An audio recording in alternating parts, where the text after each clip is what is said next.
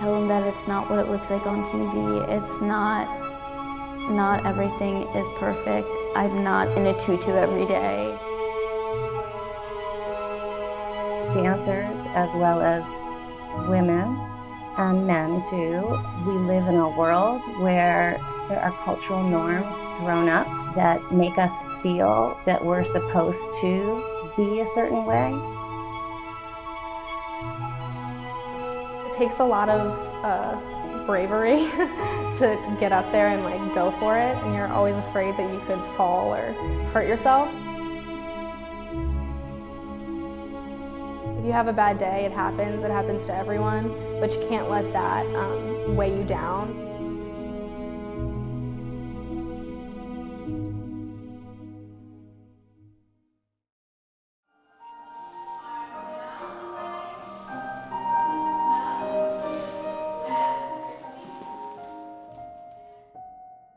I guess I chose to start ballet because I told my mother it was something I wanted to do. She had no idea where it came from, I guess. I can't really remember. I always had this idea of a ballerina, and I think that was really captivating, being a 4-year-old. My mom was a dancer when she was young, so she put me in it, and then she would tell me all her stories about when she was younger and when she danced, and I always, looked up to her, of course. Dancing has definitely made me a more confident person, because when you're dancing, you kind of let go of all of that, and you just focus on your performance, and then once you're done, you feel rewarded and you feel strong and you feel powerful.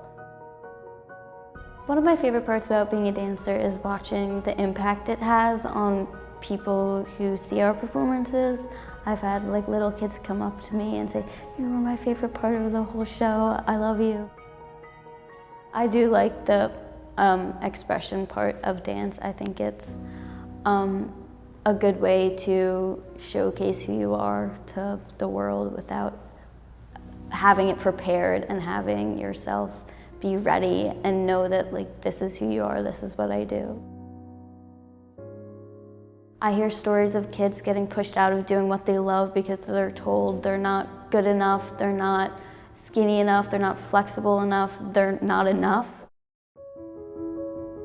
Ultimately, the pursuit of ballet is the pursuit of perfection. Ballet developed in the court of Louis XIV in the 18th century, and it's really a very fancy form of manners and etiquette. The way people danced was a reflection of their qualities as members of this community. So if somebody danced with grace and balance, they were considered to be a person with those qualities. Therefore, they could rise up within the court. During a certain time period, during the 19th century, there was a fascination. The fascination was about ideas of romantic notions of human form, romanticized notions of stories involving sylphs, mythological creatures, otherworldly, ethereal concepts of human nature in the world. So these ended up becoming romanticized, and ballets were developed around that notion. One big ballet that represents this concept is called Les Sylphides. The composer is Chopin, and it's a non-story ballet where the concept of the dances has to do with these ethereal sylph-like creatures or angelic-like creatures.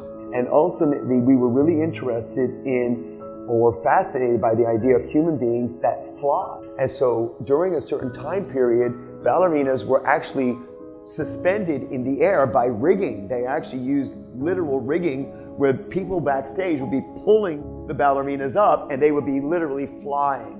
Along came this woman, her name is Marie Taglioni. What happened is that she was utilizing the rigging. So at that time period, in order to continue to maintain the idea of suspended animation in the air, they would stuff their shoes with some type of material so that not only would they do the rigging where they would actually fly up, they would actually suspend on their toes and then they would try to hover on their toes. Well, this woman, Marie Taglioni, had such strong feet that she could do it without the rigging. There we have the birth of the point shoe.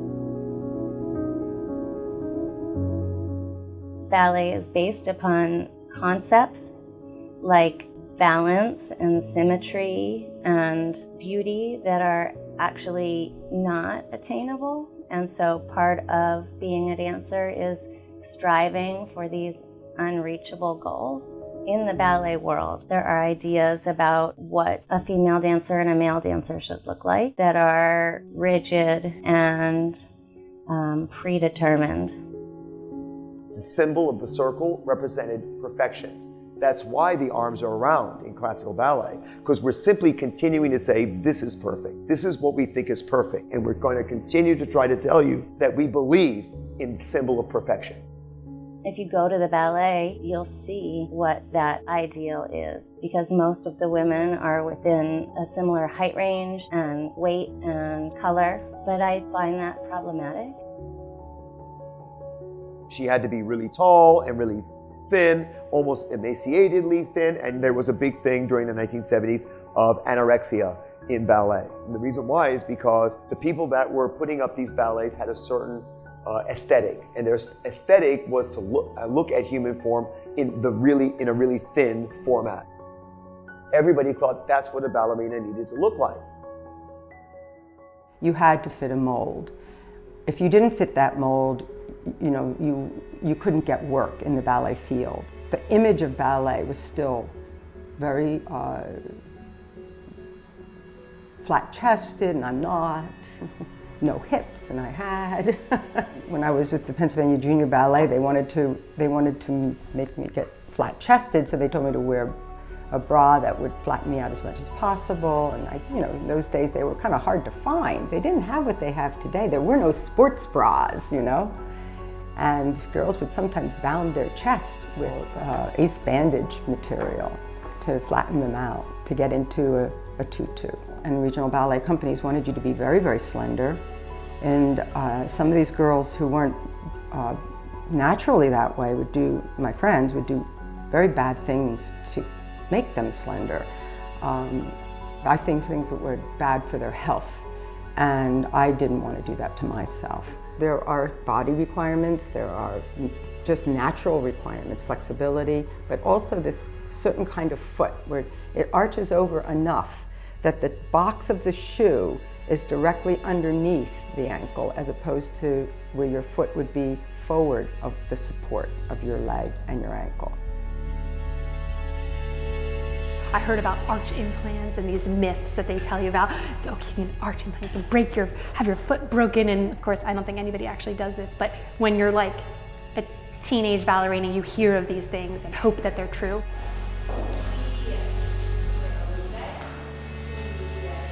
I've watched several, even me being at different dance schools and different dance companies, people starving themselves. People getting their ribs taken out to get their waistline a little smaller to fit in that corset. People putting their feet under the couch to get that dagger look that Juilliard is looking for. And then even then, when you do all that, it still may not be enough. When I've always been told if the ballet body was a small head, and long legs, short torso, nice flexible feet. By the age 14, it was just a number on the scale that I realized I had to be more about my body. Because ballet is known for being slender, and how to keep that, and then you have puberty and all that. There were times where I felt like I wasn't valued, and that is hard as a teenager. And then you start to try to figure out, why am I not valued? Is it my feet? Is it my weight? Is it my height? And you start, you can really get carried away into this self-reflective, self-critical kind of mentality. Part of the world that we live in is that there are these norms that we abide by that serve the perpetuation of cultural values. Ballet is behind almost all other arts in the area of diversity. Ballet hasn't changed significantly as far as the representation of people of different colors and sizes and shapes and abilities. See, when I grew up, I used to think that ballet was only for white people. And that's just me being honest. And whatever ballet I learned was like a replica of what they were doing at the white schools. It was until I saw Dance Theater Harlem that I said, oh shit, black people do ballet. What was I thinking? Where did I get that from? Typically, there have been more African American men than women within ballet, but it's still incredibly rare to find ballet companies where there are even a representation that reflects the racial structure of society. When I danced with Mary Anthony, she was also a very diverse company. And at one point we all danced together. We went to Florida and they boycotted our show because they refused to let the audience see a white woman dancing with a black man. This is in the 70s. And I learned something I didn't know, because in this area of Philly, we didn't have that kind of an issue. So Mary said, this is my company has to perform. Guess what? They said the show was phenomenal. And so all the people who didn't go were like, what happened? They were sorry they missed it, because they missed something that was very important, very special, and very beautiful. I know that master teacher would never come into my neighborhood. I felt counted out. I felt non-existent, like I didn't matter, like I wasn't worthy. It was like, this is what's happening with this teacher. You better do your best to get there, because that teacher ain't coming to 61st and Ogats in Philadelphia. That teacher ain't coming to Peachtree or Buckhead, Atlanta, Georgia. The class is downtown Atlanta, you better get there. Like, you know what I mean? Like, that's how it was. But I see it getting different, but I felt, and I still feel some today. There is not an audience that is interested in looking at ballets which are not diverse. So when you go and you see an audience of primarily older white people, that is a sign that the art form is not current and not relevant to so many people any longer because of its slowness to adapt to our changing world. Representation in ballet is important because it almost creates a stigma in a movement that could be really bad and discouraging. It's very important for people to see people that look like them do the unbelievable. A lot of times what people see is true. I think that there are a lot of really toxic environments and toxic people and harmful, places and experiences. That perception is real. And if I say it isn't, I would be lying, because I've seen it firsthand and the destruction it can cause to people. There was a time where I felt really defeated, and I felt like I couldn't deal with the environment. And I wanted to find a different path. I felt like, okay, I want to remove myself from ballet. I got mentally exhausted with what happens behind the scenes in the ballet company. I felt there was a lot of unfairness in the company. The final straw is that I was helping a dancer, learning the choreography, and the associate director told me to shut up in front of everyone and told me that I should not be doing that. And that moment I was like, I'm done being with this. I'm like age 27, I should not be talked to like this. If I thought that what I was creating was going to affect people in a positive way, but not negative way, I wouldn't do it. A lot of things that I do within my company, I do it because I want the negative to come. I want to start the conversation. After conversation comes resolution. After resolution comes infinite amount of brain capacity. Make sure you're in an environment surrounded by people that care about you and that are invested in you and respect you. Sometimes I think the bad gets highlighted more than the good in ballet, and I think that's just human nature. People like to look at the bad in things, and so I just try to show a different perspective, and that it's not all that way.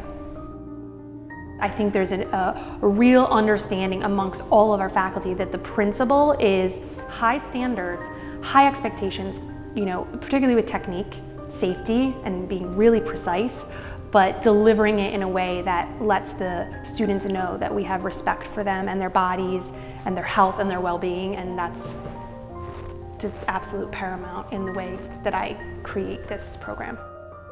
I started Chocolate Ballerina Company because I was in like a lot of pain in terms of not being where I felt I needed to be as though I worked so hard. You know, dance is about boundaries and breaking the barriers and creating your own genre. If it wasn't for someone thinking outside of the box, then we would be stuck where we were in the early 1800s when it comes to dance. So Chocolate Ballerina Co. is that merge between hip hop and R&B, urban pop culture music, and traditional ballet technique. I want people to know that Chocolate Ballerina is not just for African Americans. It's created an avenue for African Americans to receive the ballet technique that isn't in our urban community, but is open to everyone. Everyone can be a chocolate ballerina. It's how you embrace it. It's how you take it on. It's how you put it on in the morning. It's how you take it off at night. So it's based on your artistry. There was a need, not only here in Philadelphia, just in general, of people who want to learn this art form that don't have access to it. Ballet dancing is a living, breathing language, like a spoken language. It's a human body language. And so everybody should have an opportunity to learn it, not just kids or teenagers. There should be a place where adults can actually go and say, like, I want to learn this art form. Why shouldn't adults have the same courtesy of learning this language as children do? So here I am.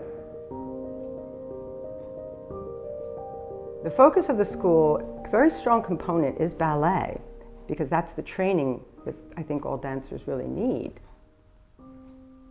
But I feel that to be available, art to be available to everybody, we need to have other forms of dance, not just modern, but African, hip hop, jazz. And so a young boy could come in, or a young girl could come in who's maybe not the ballet body and say, I can do that. I see myself dancing. Everybody should feel that way. The life lessons are immeasurable. And what I tell parents is, even if your child doesn't want to become a dancer, these are the same life lessons that's going to make them a good lawyer, a good doctor. It's going any profession they choose. What you're learning here in dance is going to make you excel and accomplish in everything. Not everyone who trains hard gets into a company, and I did make it into a company, which was great and hard to believe for a year or two. The older I got, I realized I wanted to do it more and more. Just the beauty and how far the body can go with expressiveness. I was always told, what doesn't kill you makes you stronger. Because even if dancing is a short career, it will help you how to be out in the real world, how to push through hard times, push through a lot of emotional discomfort, pain. And dancing is a time when you can express yourself, you know, even if you don't want to talk about it. And go for your dreams. Dance is too risky, it's too dangerous, it's too exciting, it's too inspirational to only give it a quarter of who you are. A prima ballerina has to be willing to say, I'm here, this is where I want to be, and I'm okay with taking the steps to get to where I want to be, but I'm also not relaxed in the place where I am. You have to always consistently be pushing yourself as an artist and as an individual, building character, building discipline, knowing that what this takes, I can't give half of myself. Can you describe ballet in 3 words? Passionate, structured, addictive. Beautiful, challenging, and fun. Emotion, athletic, movement. Ballet is love. Ballet is deceiving. Ballet is me.